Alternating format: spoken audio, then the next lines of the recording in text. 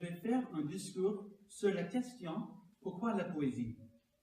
Dans son livre « Les fleurs du mal », Baudelaire a commencé un poème. Quand le ciel bas et lourd pèse comme un couvercle sur l'esprit gémissant en proie aux longues nuits, et que de l'horizon, embrassant tout le cercle, il nous verse un jour noir, plus triste que les nuits. Moi, je l'aime bien, mais je crois qu'il y a beaucoup de monde qui le trouve un peu dépressif. Je crois que c'est à cause de la poésie comme celle-là que les gens ne s'intéressent pas trop à la poésie. C'est trop lourd. Mais ce n'est pas la seule sorte de poésie qui existe. Parce que la poésie est sans limite. En fait, la poésie peut élever l'esprit. Regardez les anciens poèmes de l'Orient, de la Chine, du Japon, de l'Inde, les textes spirituels. Prenez par exemple le haïku. L'haïku est un poème sublime. Son sujet, la nature. Puis le poète japonais Basho a écrit « Dans le vieil temps, une grenouille saute un bloc dans l'eau. C'est tout. C'est sans et serein. C'est la beauté de nature encapsulée dans un petit poème. Parce que la poésie n'a pas besoin d'être compliquée. La poésie est amusante. Les vieilles langues, les jeux de mots sont aussi des poèmes. Jacques Prévert et Jean Codieux ont écrit dans ce style. Nous avons également la poésie qui a inspiré des générations. Par exemple, la poésie de Jacques Kerouac, ou le fameux poème Howl par Allen Ginsberg. C'est le lyrisme de la contre-culture.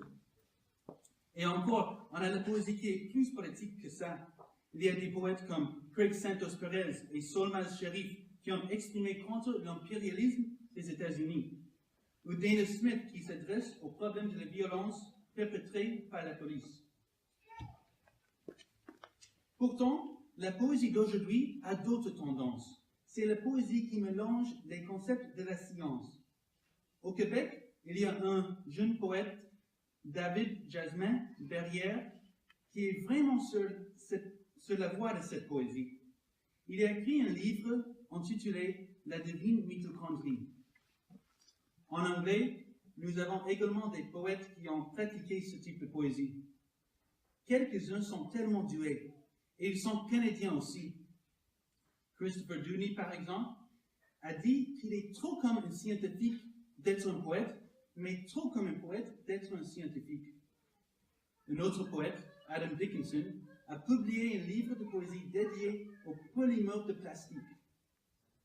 Cependant, le plus grand, le plus avant-gardiste est Christian Bock, qui a écrit un livre sur la cristallographie.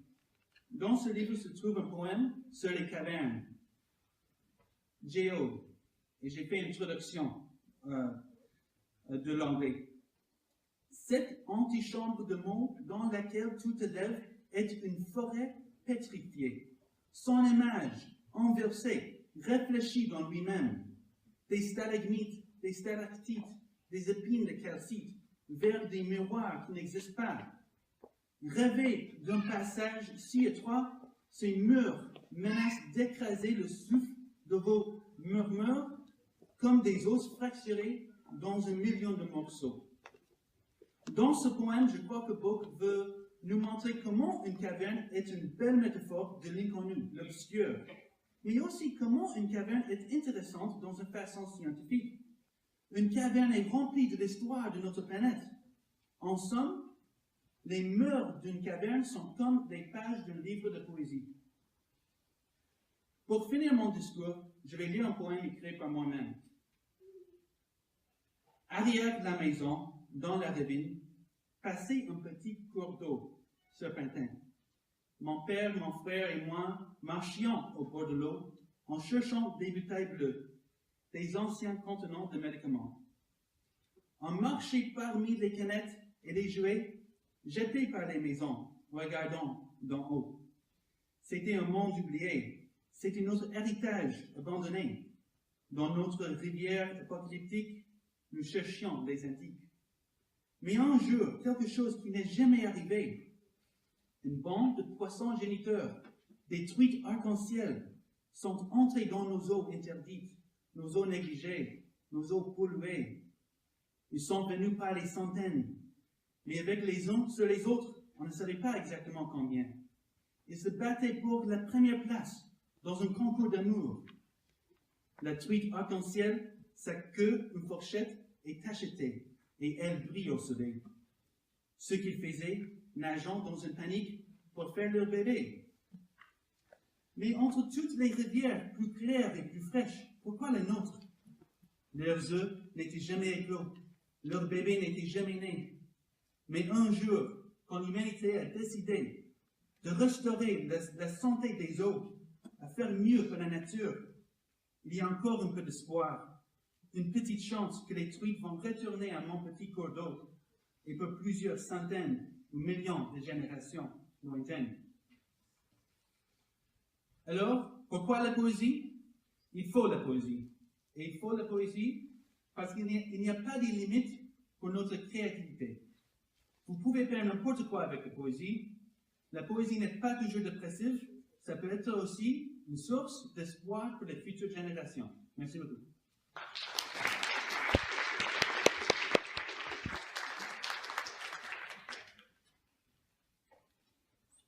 Merci pour ces lectures.